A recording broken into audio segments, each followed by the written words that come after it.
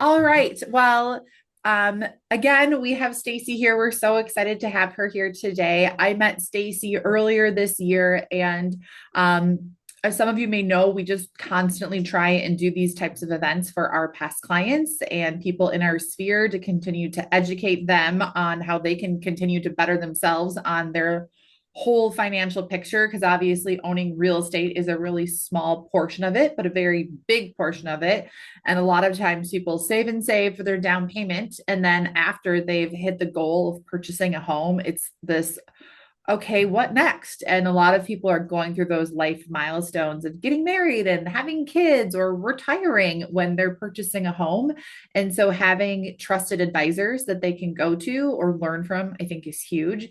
And so we always like to share out. We have a few advisors that we work closely with and we trust the advice of and like to share them with our sphere as much as we can. So thank you for being on today, Stacey.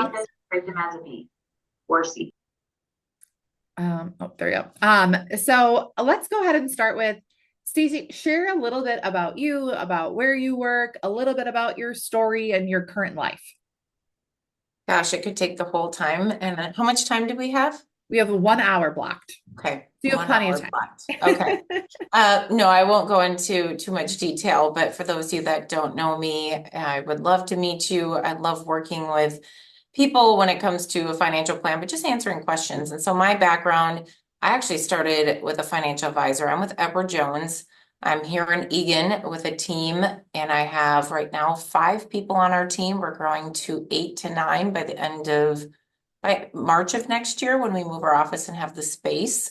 We already have the team coming on board with us, but I started almost 17 years ago, and it was all because I was with a Edward Jones advisor. I started saving, for those of you that have not started saving or have kids that are younger, when I was very young. I was one of the anomalies out there that I went to a financial advisor at 21 and Wow. started just saving what I could. And when I started moving along in my career and doing 401ks and wanted to understand how to buy stocks, my advisor helped me with that and understand it. And then, long story short, I ended up being recruited by him because I had got my master's degree climbing the corporate ladder, hitting the glass ceiling as a female in a construction industrial industry.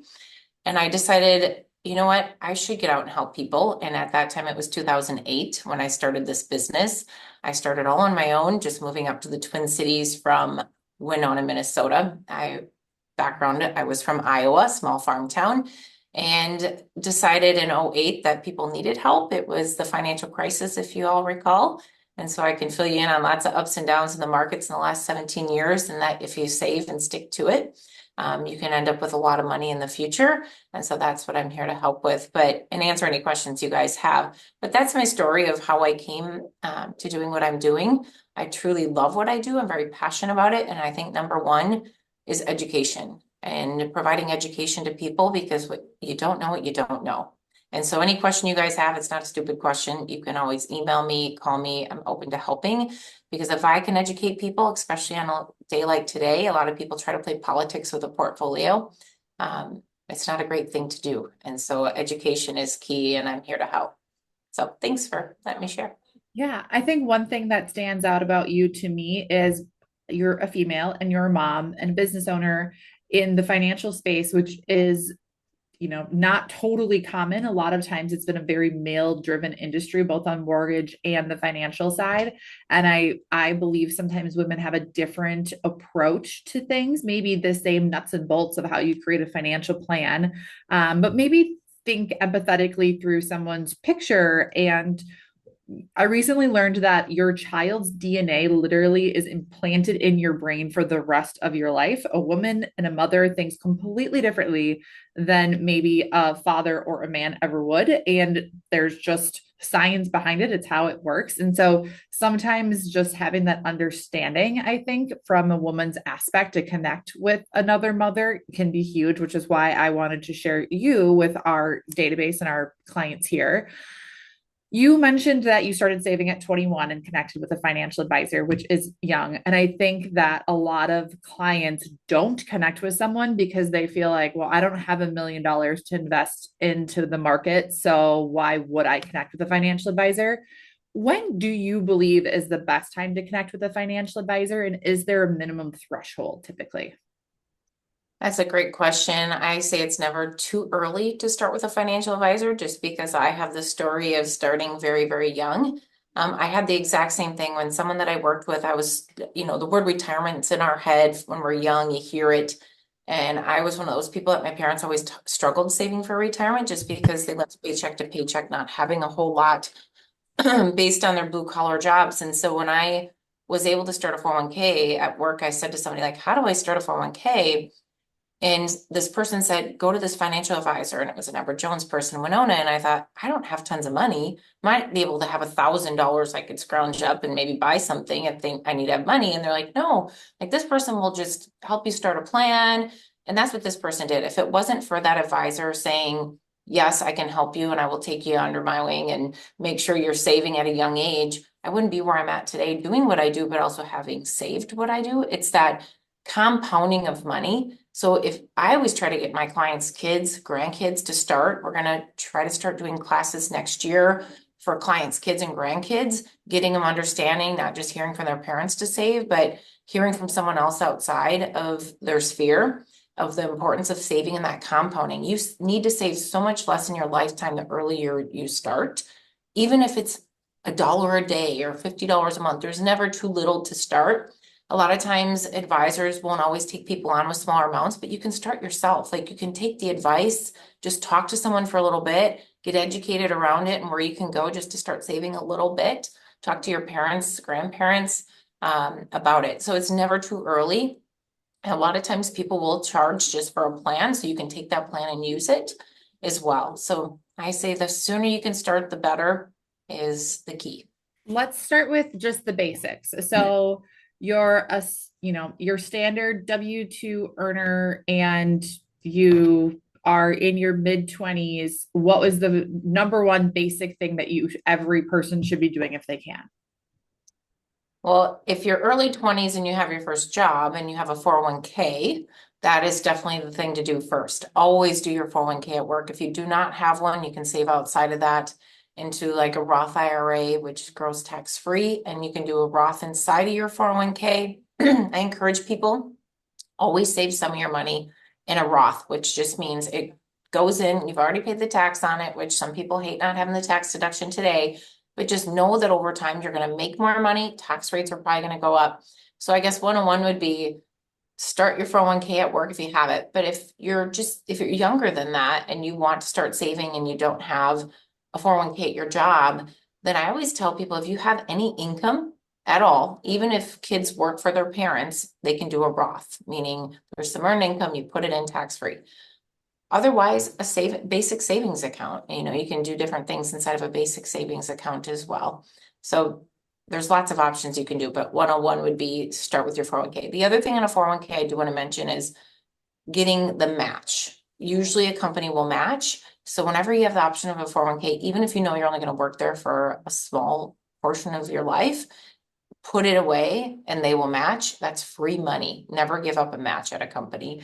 There is sometimes that I don't advise that. And the reason is someone has a lot of debt or they're saving for a down payment of a home and every little penny they have right now needs to go towards something. Then I wouldn't want the match doesn't always make up for what they need the money for. So it just depends. One thing you mentioned, and I see there's people with kids on this call right now, and I'm sure that will listen to the recording with young kids. Okay, so let's say we're doing our 401k, we're doing our Roth IRA or regular IRA account if we're over those income thresholds. Let's talk about saving for our kids because I think that's one thing that you talk about starting young. A lot of us, myself and yourself, have created this life for ourselves that our parents could have never dreamed of for themselves. And we feel this responsibility to try and pass it on to our kids in some regard or to be able to save for them, but maybe don't want to just hand them the money. What does that look like, or what are the key tax-free strategies for saving for your kids, and where would you recommend starting? People have mixed reviews on this as to whether they want to put money into a college account. Like, what if my kids don't go to college? What if they get a full ride? I always say number one is the 529s, which is a savings account for college, but there's a lot more flexibility over the last few years for 529 accounts. So when you put money in the state of Minnesota, and other states have this as well, just different numbers, but you can actually deduct up to $1,500 on your taxes per person. So a couple 3,000 if you put $3,000 into your kids' 529s. So one, you get a deduction. Two, that money grows tax-free. And so when they use it in the future, so the sooner the better when they're young, you don't pay tax on any of it as long as it's used for school. And it can be used for private schools, credit schools, it can be used for high school, some in middle school.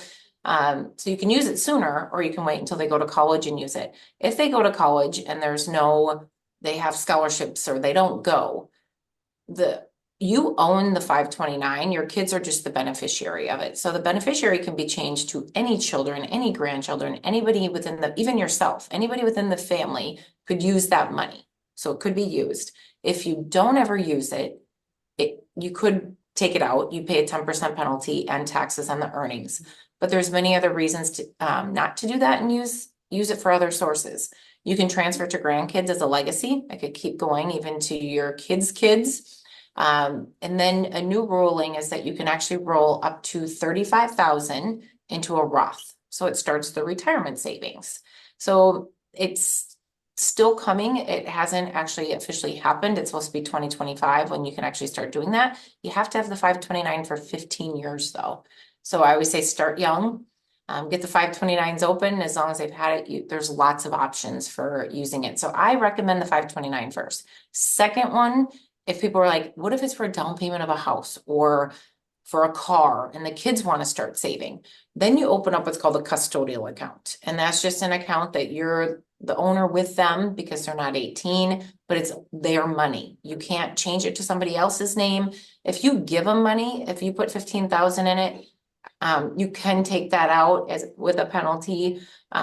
Just pay the tax on it. Actually, not a penalty, just pay the tax because you could call it a gift. You gifted it to them, they're gifting it back to you as long as you're under gifting limits. So it's a very flexible, but it does not grow tax-free. You do pay capital gains tax on it. And then with the IRA for your child, can you talk a little bit about that? I feel like that's becoming a more common thing that people are talking about.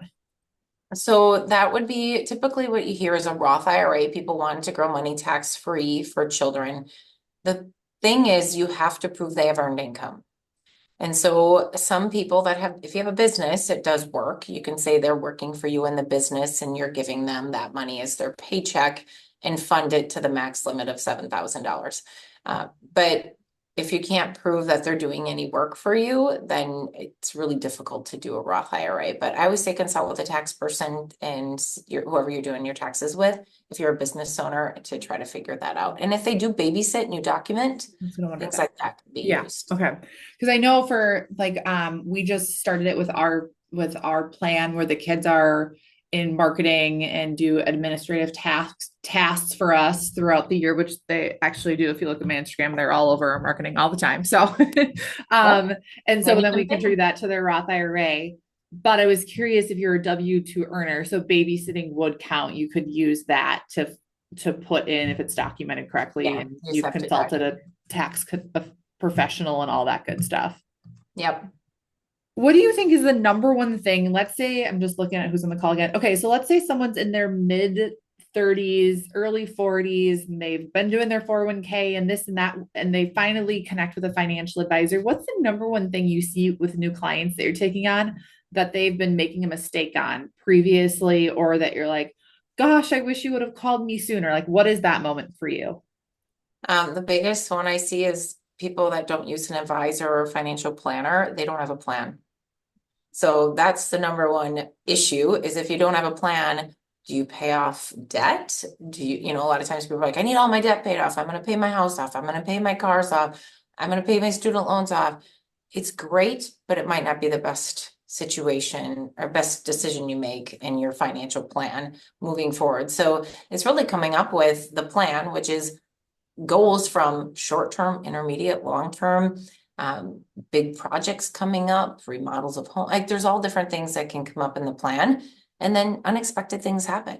Not having a plan means that Maybe you don't have an estate plan and something happens to one or both of you. Have you done the right tax planning to help you with taxes in the situation you're in when you're younger versus older? A lot of times people then, when they're in their 60s, are like, I wish I would have done this different. I wish I would have saved some more tax-free because my tax rate's now higher. There's lots of things like that. Life insurance, some people, if they don't have a plan, they don't have the right amount of life insurance, and something unexpected happens to one of them, and now they have children involved, and how do we cover the house payment and things like that? So that is the number one, I would say, is just having a plan. I see a lot of times when we're talking through refinances and things like that, you'll see clients, oh, I'm going to take this lump sum of cash and I'm going to pay off my mortgage. I'm like, whoa, your interest rate on your mortgage is 2.875%. Don't pay off that mortgage. You can make 5.5% on a money market account right now. And it's because they have no plan. So they have this income coming in that's sitting in savings. And the idea is like just getting the debt number to zero, but they're not making any money with their money. um, and having those exploratory conversations to just think the debt to zero. I think the other interesting thing in the market right now is because a lot of people were taught of a generation a little older than us that the American dream is to have no debt. And so they've paid off their assets to zero. I think of family members of mine who have no mortgage, which is great, but inflation's been high. And so now things cost a lot more money. And if they would have preserved some of their cash to have it in savings versus being so concerned about getting that number to zero on their mortgage, they'd be able to live a more comfortable life right now. So that now they're looking at reverse mortgage options and things like that. And that just goes hand in hand with having an advisor in place to plan for the long haul and not just, the year ahead of us or an arbitrary goal we've just kind of marked in the sand for maybe no reason, right? Yeah, you're speaking of that. A lot of people, I always tell people, you pay off your house, but you can't live off your house unless you start pulling the equity out, which is higher interest rates. And so why not take your money that you can keep the principal, grow it, because it's going to grow, take your earnings and plug it onto your house payments and plug it into the house and make more house payments. So you're paying Yeah. it off faster, but you still have your principal, which is money that's accessible to Yeah. use in the future or if an emergency comes up versus Yeah. taking equity lines all the time. And I think sometimes people forget that when you need the money, that is going to be when you're in a financial picture that's most expensive to borrow the money. When Mhm. you're purchasing a home and everything is hunky dory and your credit's great and you've saved and you've planned, that is when you're going to get the cheapest interest rate.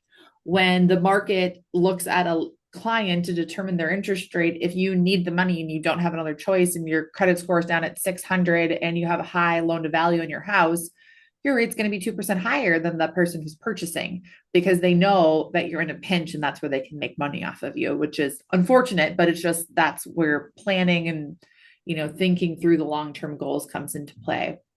Mhm. um okay, so we talk about 401k, we talk about IRA, the craziness in the market. I know you can't give market advice, but with clients right now, do you have like kind of some set tips of this is how much you should keep in the market? This is how much you should be investing in real estate? Or is there a general rule of thumb of how you think people should be diversifying? Really, there's not a general rule of thumb. You hear all these things of, oh, do 60-40, 60-40, and leave it that way. That's 60% stocks, 40% fixed income product. But it really comes down to the plan that I mentioned and the individual's goals. What is their risk level? So if someone is younger versus someone that's older, it's totally different what's recommended in the diversification. Well, then you have some people that need it more than others, or it's growing for legacy planning. I mean, it just really depends on the person's plan and the goals that they have in their life of what you do. The biggest thing I always say is you go back to the plan. And I'm going to say that word a lot because most people don't have it. And even on election day like today, people are like, oh, the market might tank after whoever gets elected.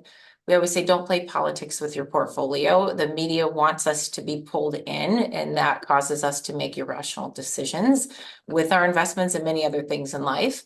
And so I always say to my clients when they call is, let's go back to your plan. Has anything changed? Have you stopped doing anything? Because we can't control the market. We cannot control who gets elected. What can we control?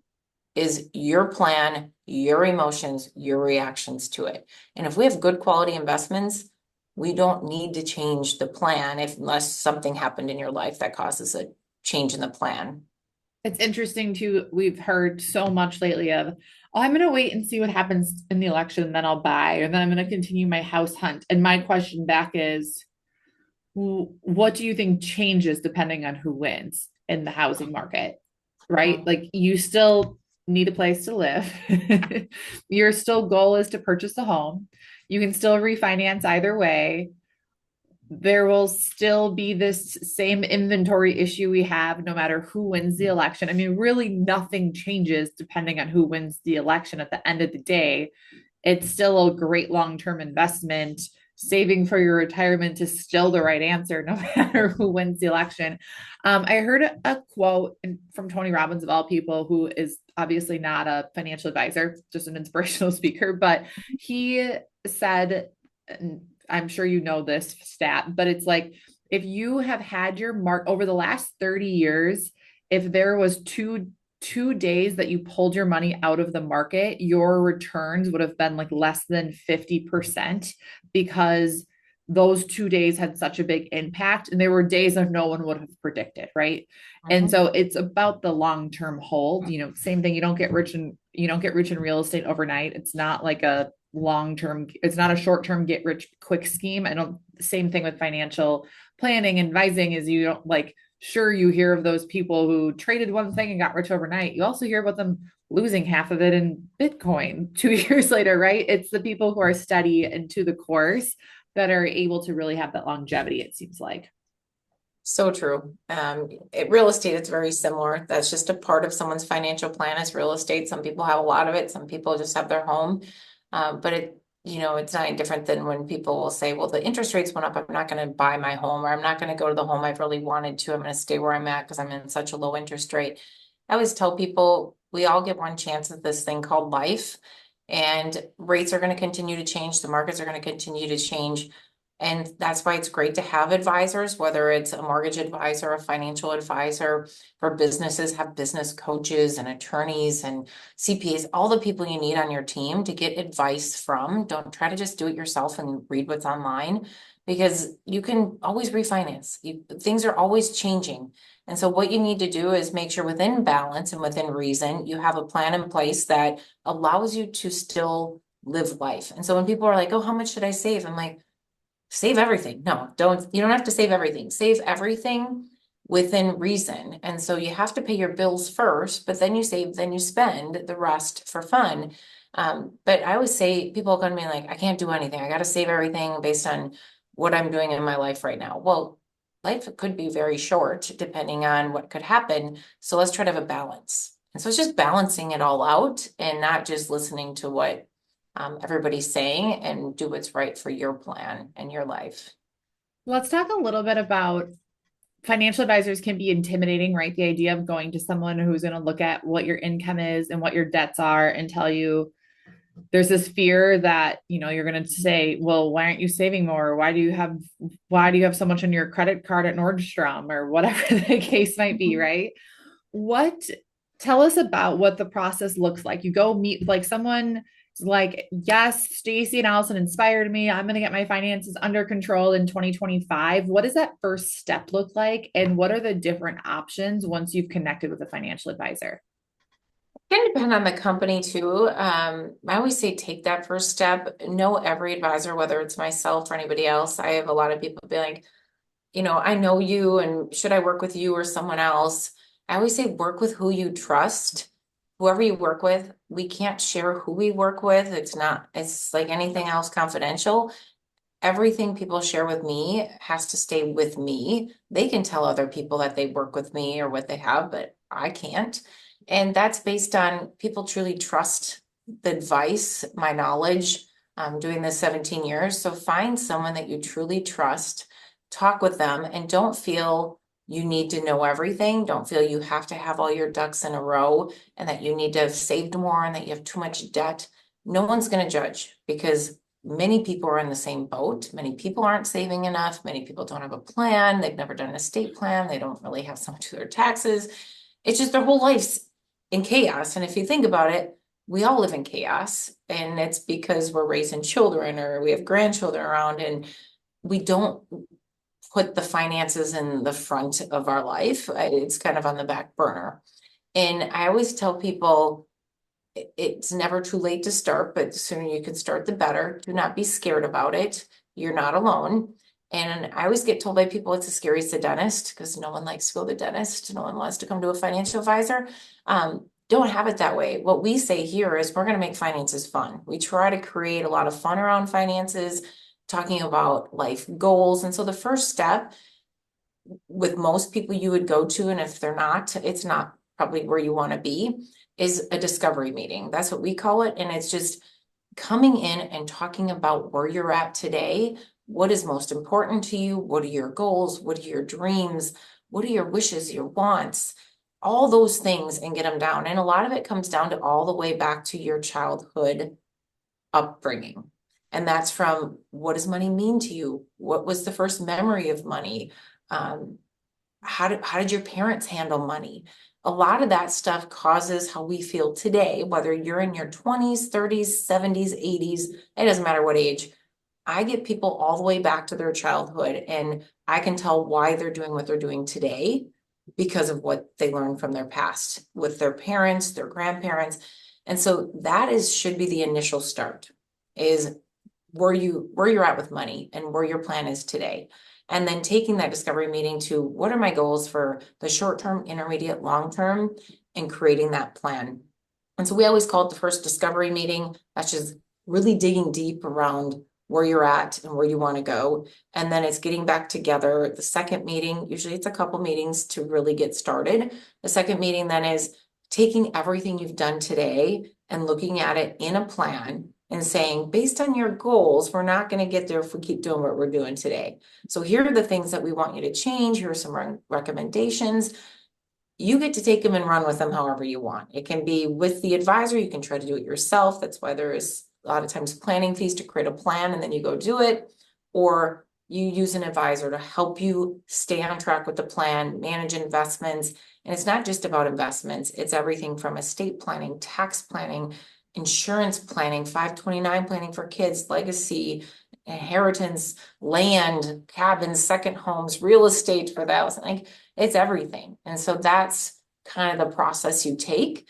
And then I always tell people, then it's that mutual commitment. You commit to somebody and you create a partnership that is lifelong. You're never stuck. You don't have to always stay in the same investments or with the same person, but truly stay with who you trust and who's helping you reach what you thought was impossible. And that could be buying another property. That could be paying for your kids' college, or when you're older, buying experiences for your kids. Like you take them all to Alaska or Hawaii or Disney. That's what makes me happy and love what I do every day, is people really never thought they could do what they're doing.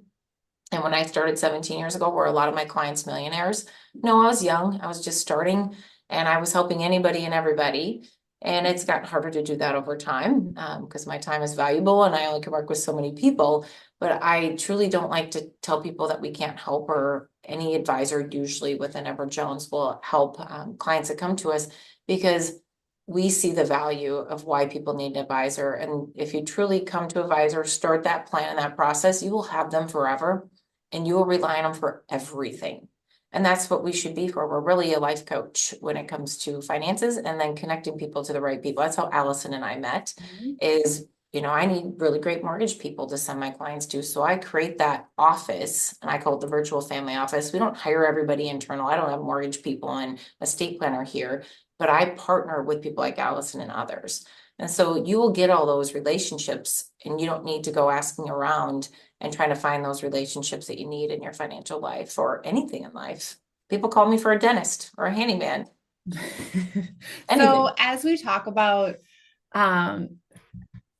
talk about someone investing in a plan, or like, let's say your standard, and there's going to be ranges, right? Like some people have 15 businesses if they're going to create a plan, or you're like me and you've got all these kids at home and step kids and other kids, right? There's more complication to it. But if you're like your standard young couple who's like, we just need a plan that we can follow. What is like average, who's W-2 earners, no extra properties, nothing crazy like that? What is like a realistic investment range for someone to plan for that initial plan? I'm sure it's different from advisor to advisor, but just kind of a range of what that looks like if someone wanted to take that next step so they can kind of prepare in their head of what that would look like. The reason I got to come into Edward Jones and start a plan at a young age is I didn't have that money to pay for initial plan. That is one thing that differentiates our firm is we do not have planning fees.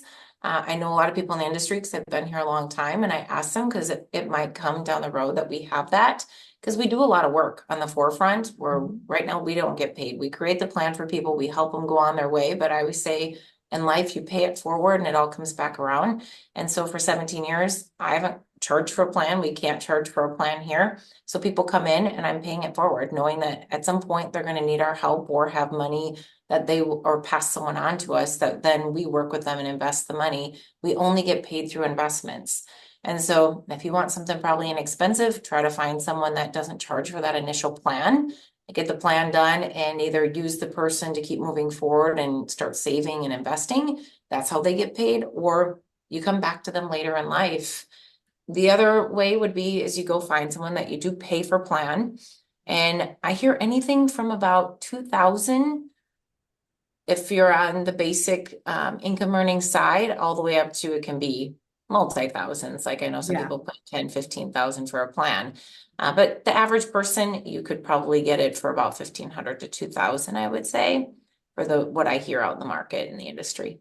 Why this is doing these is so important to me is because when you talk about your relationship with money, I did not grow up in a family that had money by any means of the imagination. We actually had a financial advisor person who helped us, and then like all the money disappeared, and my parents didn't know any better. I mean, it was an awful situation, and they didn't have much to be investing anyways, and the whole thing. And fast forward, I started doing okay in my career, and I knew that that's what people do is you go find a financial advisor. And I reached out to a few people that I knew of that were trusted by other people that I knew, and I either got, without even asking me how much money I had, which I didn't have enough money, but they didn't even ask first, but it was kind of just scoffed off because I was young and it didn't make sense to help me. And oh, you wouldn't be the right fit for my practice next. And then the other person I reached out to said it would be $15,000 for a Oh plan. my. And like, I am a single girl with a dog. Like, Holy cow. and so it was so discouraging. I hated connecting with financial advisors from a networking perspective because it made me feel uncomfortable in a certain way. I hated the whole thing until I was getting married to my husband, and he's like, what do you do with your money?" I'm like, "It just is in my checking account." He's like, "What? It just sits there?" I'm like, "Yeah, I don't know. They told me they didn't want to help me. I don't know." And so connected, and we have a plan now. And for me, someone who didn't have a great experience with money growing up, it's really exciting to have a plan and to just know if I just do what I'm told, these little tiny miles, it's like having a personal trainer. Put one foot in front of the other, just keep running these little tiny milestones of like, here, this is automatically going to come out of your account into this. So we can hit this goal at the end of the day. My goal is when my youngest graduates high school, I want to be done working, which I had a baby 8 weeks ago. So I've got some time to go. But it's really fun for me to say, that's my goal and I'm sticking to it and I have a plan and I know how to do it. So it's so fun for me for other people to hopefully get excited about a plan and to be able to find that person to offer them guidance and know that I'm introducing them to someone that they can trust as well. Yep. And it always is hard for me to hear when people have had those experiences because many people get turned off from going to a financial advisor or working with a financial advisor because of certain people in every industry can give us a bad name and get a bad rap up there. But Yeah. I'm glad that you We've came come back full around to circle. it. Yeah. Yeah, came full And circle to it. that is why we have a tight knit of individuals that we share with our network, is because I've had those experiences in the past. And anytime I can get someone's name out that I trust, I absolutely want to do so. As we kind of get to the end here, any other like last minute tidbits that you say, always watch for this, or things that you would ask let's say you're there interviewing a financial advisor. What are questions that someone should ask an advisor? A question, and you guys will probably read about this that we get a lot of times is like, and you'll see it on ads, like, we're a fiduciary, we're a fiduciary. That's a question Yeah, that that people is. don't really understand what the word is, but a fiduciary really means that you're working in someone's best interest. And ultimately, every financial advisor should be a fiduciary. What the market looks at in the industry is whether you're fee only or commission only. And I always say we do a mix here. And ultimately, what I like about that is people have a choice to invest how they want to invest and how they want to pay for what they're doing. Some people, they're like, it's only fee only, and that's a complete fiduciary account because they can do everything on your behalf and you pay them a fee for it. When someone's commission based, though, they have to talk to you. So I think it's good to have that mix, but know that every advisor that you work with should be a fiduciary, not necessarily that they have to be a full fiduciary, that they're only fee-based, but just that they're working in your best interest. So that's what that truly means. If you find someone, a question I always get to is, do you need a CFP? I do have my certified financial planning degree. Really, that just means I have taken a lot more education to become an actual financial planner. It really digs deeper into estate planning, tax planning, insurance planning, college planning, all the things.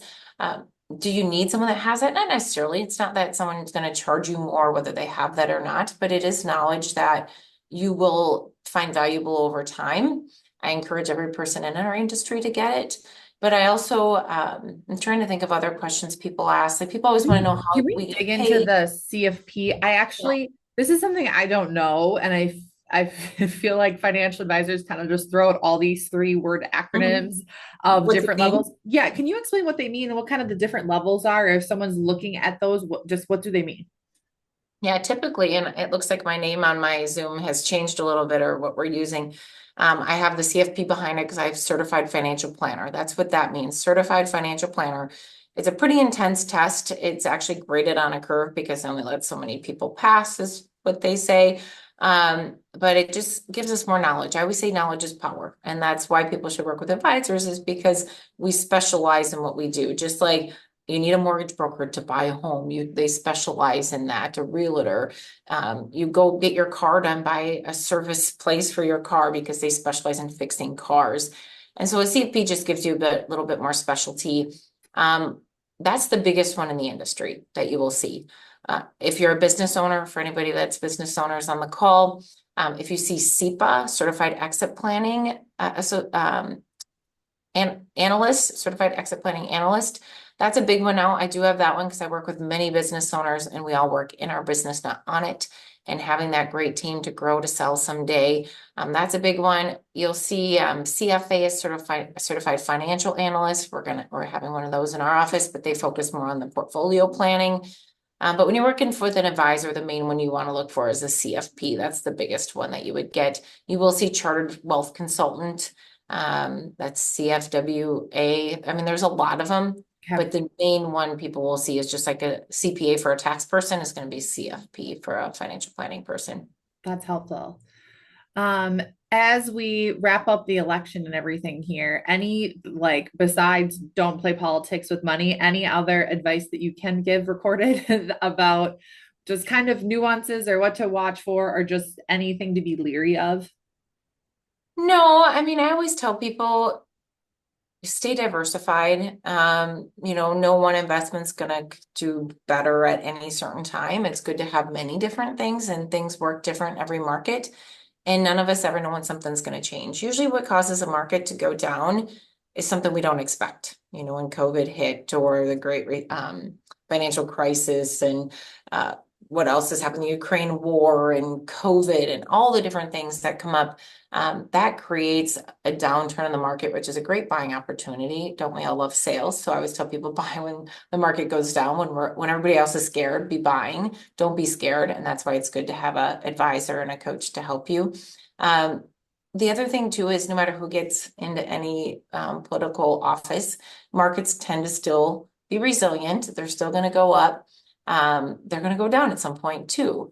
And so I always say, just stay diversified and have money in different buckets. So I always advise my clients is the easiest way to think about things is we have our immediate bucket that is cash that you need and your savings account. You need that emergency account. People say how much? 6 months to a year, but it depends on your job and how reliable your job is and your income coming in.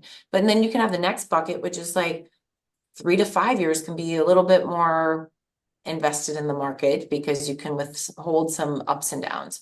And then anything 5 years plus, you can even do more in the market, a little bit more aggressive, which is equities, depending on a person's age and what they need it for. So it's really buckets of money and stick to that and always replenish that income and have that emergency account from the earnings of other accounts and just keep that going would be my biggest advice is always keep an emergency account. Hay in the barn. I always put hay in the barn. You never know when things are going to change. It is interesting as we see people buy homes. This is a conversation we have a lot too, because people feel inclined to spend every dollar they have on their down payment. I'm like, whoa, what if you want a couch? What if we need to paint the walls? What if your heat goes out? Where does that money come from? And when they realize that there's flexibility and options, and typically that's when I say, do you guys work with a financial advisor? Because I feel like this is a good time to start having that conversation. That's usually the first telltale sign that someone does not have an advisor helping them in that. And then the other key thing, that if you do have an advisor and they're not helping you through some of these decisions, that is a good maybe flag to go, hold on, how come they're not invested in caring about the most large purchase I'll probably make in my life is, Yeah.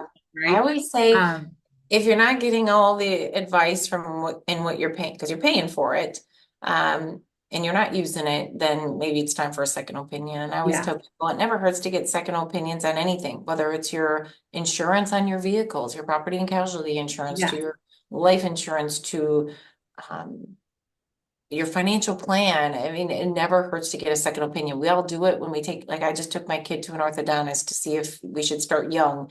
And it never hurts to get a second opinion on that, or a second opinion. If someone has cancer, they go get many opinions. yes, yeah, And that's just important. And I always say too, is that's why we're growing out a team a little bit more, is we all have more different knowledge, and knowledge is power, as I've said before.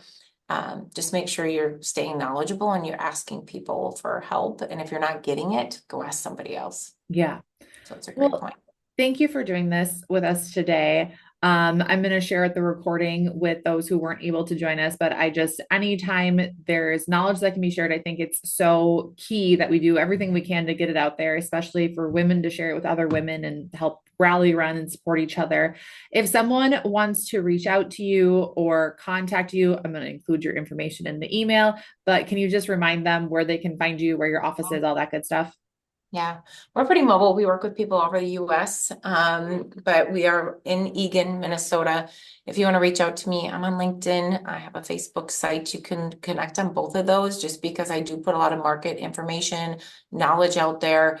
You can email me, you can call me. I always tell people I'm here to help. I truly do love what I do. And whether you work with me or not, you're more than welcome to call me and ask questions, especially if Allison's told you about me. More than happy to help anybody she sends our way. And I just, you guys, for you to do this, Allison, I think knowledge is power. And keep, for you to connect with me if any of you want education moving forward, especially business owners, because as a passion I have is to help people start businesses, grow businesses, and at some point exit. Who knows what that looks like. We're going to start a whole series of education on that next year. And so if you're business owners, reach out, because we can invite you to those series. And we also will be having people on panels. And so maybe you'd fit being on the panels as well. But Yeah. that's how you connect with me. And I really appreciate the time and people just listening and wanting to learn, because finances, when someone sees that on any topic, usually they run. So for those of you that joined, thanks for joining. I, And for those of you yeah, that listen, finances aren't the most fun thing to talk about, no. that's for sure. No, it actually is if you make it fun, especially I got my kids now super excited, like, how's my stock doing? They're picking stocks and stuff. So you can actually make it fun. It doesn't have to be grueling and like, oh, I gotta save or I gotta go meet my financial person. Like, make it fun. Oh, before you get off on this, I think it's really one of the first things you shared with me the first time we chatted was that you are going to be launching this coursework for people to send their kids to learn about money, which my kids will 100% be at, because I think that is the coolest thing ever. And we don't learn about it in school, etc. If you're I'm assuming you'll share about that on LinkedIn and things like that as that gets going in 2025. Mhm. So that Yes. reason alone, anyone who's listening to this, please go follow and connect with Stacey on LinkedIn because what a cool thing to be able to educate your children. And we all know we could tell our kids something 100 times, and then if someone else tells it to them one time, they for some reason can listen and understand it. And so to have that, I've never heard of anyone doing anything like that. I think it's very cool. Yeah, I mean, as you know, our time is all valuable, and it's one of those things I'm like, do I have time to do this? And I've been pushing it off, but now as we're growing our team, it's something that's been asked for a lot from our clients for their kids and grandkids. And so if we can get people more in a group, and I always say, even when it comes to like election or anything in life, we all kind of, we all know the world's divided, and if we all can just help each other and love each other and be kind to each other, and that's one thing I just feel that my passion is if I can help one person and be extra kind and helpful when it helps someone's child, that's who's going to be our leaders in the future, and we get them understanding finance and money at younger ages, we're all going to be in better places. And so that's my passion Absolutely. here. Absolutely. Thank you, Stacey. Again, please connect with Stacey on LinkedIn. She is an amazing resource, and I know you will follow her and feel the same. Thank you, guys. Thank you all. Have a great day.